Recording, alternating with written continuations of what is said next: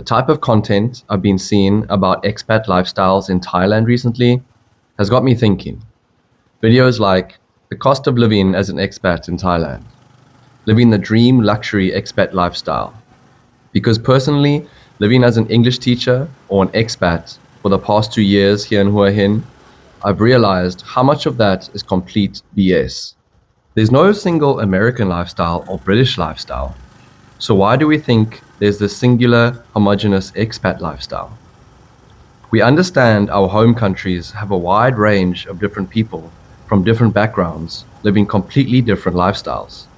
So why do we believe in this idea of the expat living in Thailand as the same type of people living the same type of lifestyles? They don't even share the same passport or visa type. They just share a label given to them. By who?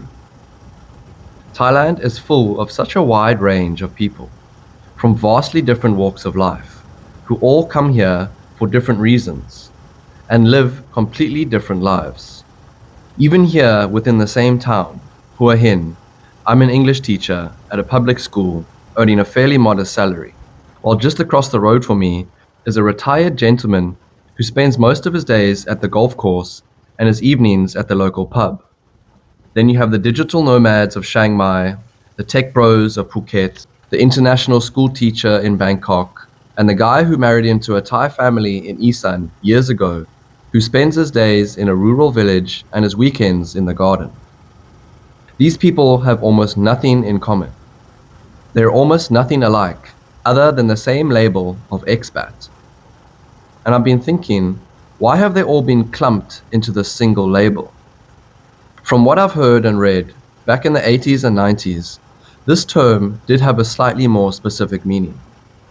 There were businessmen from massive multinational corporations living on corporate packages with personal drivers, maids, company credit cards, drinking expensive whiskeys or wines at business meetings. Or on the other end, you had the English teacher on their tight budgets of less than 30,000 baht per month.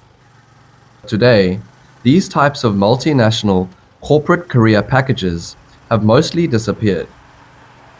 But the term expat lifestyle has become more popular than ever. Why do you think that is?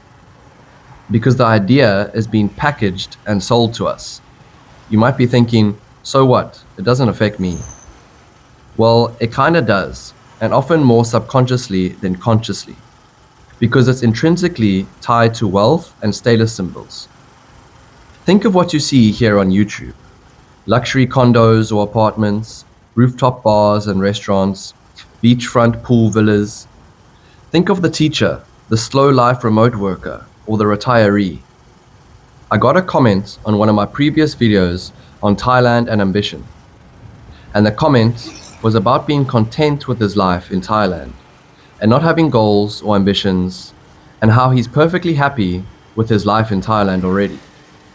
And it made me think how many people are perfectly content with their ordinary everyday life here in Thailand until they open social media.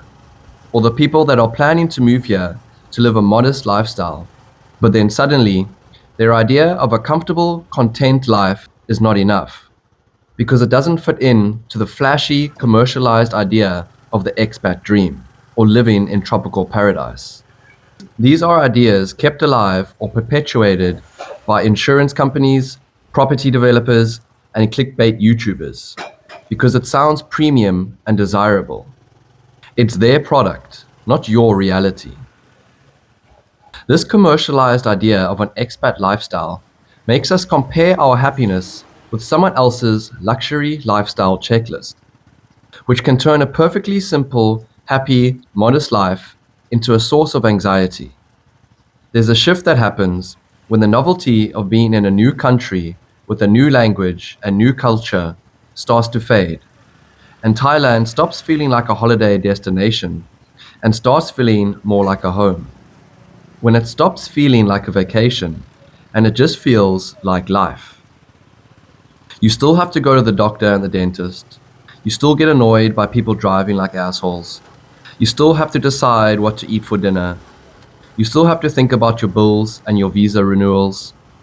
Although some of these things might be more pleasant, affordable, or convenient than in your home country, they're still your everyday reality, and they're often ignored when talking about the expat lifestyle. The novelty fading doesn't mean defeat or failure.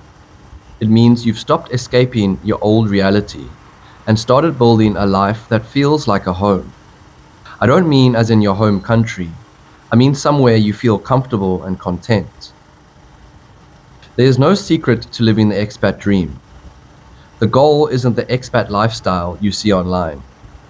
It's building a seemingly ordinary, everyday life that makes you happy, fulfilled, and content. Don't let someone, even me, tell you what your life should look like. Finding peace in your ordinary, everyday routines of your new home is success, even if others try to convince you otherwise. As always, I've been Alexander out there. I appreciate you. Peace.